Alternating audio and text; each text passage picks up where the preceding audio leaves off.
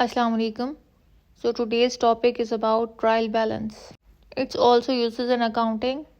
Basically जब आप journal चलन बनाते हैं then ledger trial balance फिर यूज होता है उसके बाद final account balance sheet.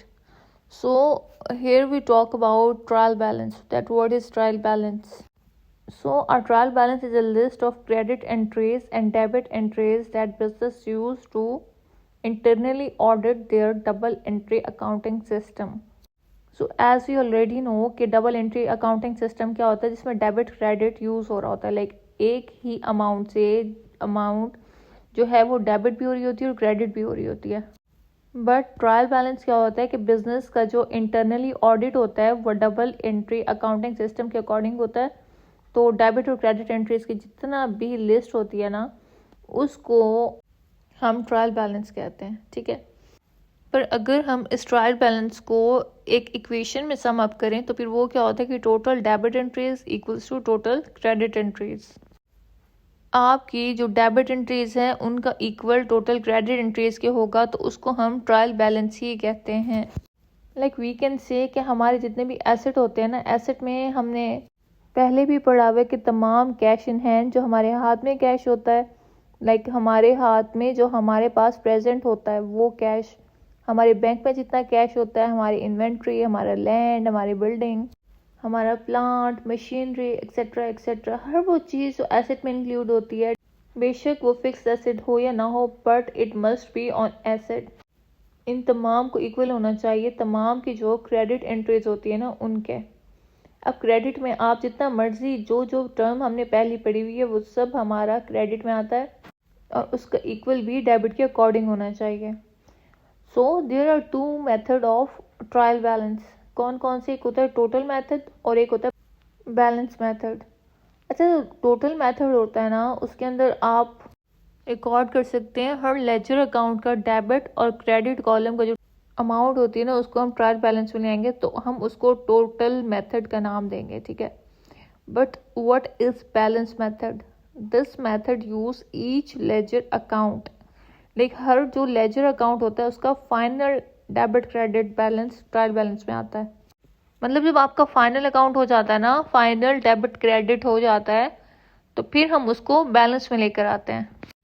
एक तो हो गया आपका टोटल। टोटल में क्या होता है कि आपके पास जितनी भी अमाउंट होती है जो आपकी जनरल फिर लेजर फिर ट्रायल बैलेंस में आती है वो आपका लेजर वाला ही सारा प्रोसेस चल रहा होता है। अच्छा, ऐसा भी होता था कि जब आप फर्स्ट ईयर से करना स्टार्ट करते हैं अकाउंटिंग तो आप नए नए इस फील्ड में आए होते हैं, आप जर्नल एंट्री से स्टार्ट करते हैं तो एक transaction like mister x started a business.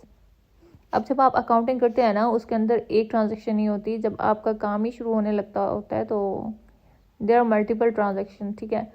तो अब आपने एक लाइक अभी हम एग्जांपल ले रहे थे कि mister x started a business, ठीक है। अब हम उसकी बनाएंगे transaction sorry journal entries. Journal entry बना ली हमने, देन हम उसका बनाएंगे जर्नल के बाद लेजर में उसको रिकॉर्ड करेंगे। जर्नल हो गया, फिर उसको लेजर हो गया, फिर उसको ट्रायल बैलेंस में डालेंगे, फिर बैलेंस शीट में डालेंगे, फिर उसका फाइनल अकाउंट बनाएंगे। अब एक ट्रांजेक्शन नहीं है हमारे पास, फॉर एग्जांपल अब हमारे पास 10 ट्रांजेक्शन है, सही है। अब उन 10 ट्रांजेक्शन का पहले आपने बनाया जर्नल, फिर लेजर, फिर ट्रायल बैलेंस, फिर बैलेंस शीट, फिर फाइनल अकाउंट। अच्छा, अब जो आपका फाइनल अकाउंट है ना, फाइनल अकाउंट में आके आपको पता लगता है कि आपका जो डेबिट और क्रेडिट का बैलेंस है वो इक्वल होना चाहिए। If your balance is not equal और नॉट सेम तब आपने वो जो सारा टाइम आपने लगाया होता है वो सब खत्म, वो सब खराब हो जाता है। Like if you don't understand the basic of debit and credit तब फिर आपका टाइम वेस्ट होता है। आपको जो एजुकेशनल पर्पस होता है उसके लिए तो कंपलसरी है कि आप उसको सारा पेंसिल से रिकॉर्ड करें। लाइक आप एग्जामिनेशन कर रहे हैं, एग्जामिनेशन हॉल में बैठे हैं, एग्ज़ाम दे रहे हैं तो फिर आपको चाहिए कि आप पेंसिल से करें बिकॉज आप उसको डबल अटैम्प्ट नहीं कर सकते। But if you talk about हमारा पर्पस से लाइक फ्रीलांसिंग पर्पस से, क्विक बुक के पर्पस से, बुक कीपिंग रिकॉर्ड से, तो फिर ये होता है कि आपका जो क्विक बुक्स ऑनलाइन सॉफ्टवेयर है ना उसके अंदर तो हम अल्ट्रेशन कर सकते हैं, बट जो क्विक बुक डेस्कटॉप वर्जन है it is bit like chemistry का खुश्क सब्जेक्ट होता था ना, जैसे एक बिट ड्राई हम इसको बोल सकते हैं। बहुत ज़्यादा ट्रांजेक्शन आ जाती हैं और आपको मैनुअली भी करना पड़ता है बहुत ज़्यादा काम क्विक बुक डेस्कटॉप का। सो इसीलिए कुछ जो फ्रीलांसर होते हैं वो क्विक बुक जो डेस्कटॉप होती है उससे जान छुड़वाने के पीछे होते हैं। लाइक अगर क्विक बुक्स ऑनलाइन है तो फिर इट्स ओके। यहाँ पे बात आ जाती है क्विक बुक डेस्कटॉप की, तो मैंने भी 2-3 कॉन्ट्रैक्ट छोड़े हुए हैं बिकॉज एक तो उसको परचेजिंग का इशू आ जाता है और दूसरा फिर वो बहुत ज़्यादा उसके अंदर सिर खपाना पड़ता है।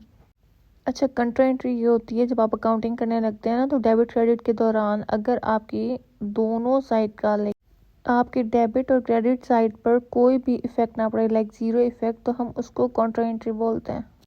आपने डेबिट किया, आपने क्रेडिट किया, बट रिजल्ट क्या आया ज़ीरो, देन उन एंट्रीज को हम कंट्रा एंट्री बोलते हैं।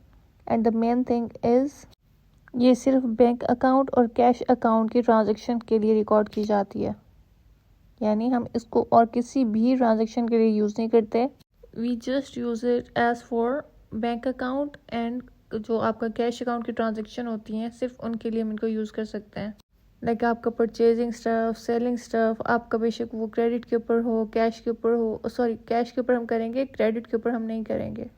आपका कैश एट बैंक और बैंक के अकॉर्डिंग जितनी भी ट्रांजैक्शन होंगी उनके ऊपर भी काउंटर एंट्री का रिकॉर्ड जो होता है वो इफेक्ट हो सकता है।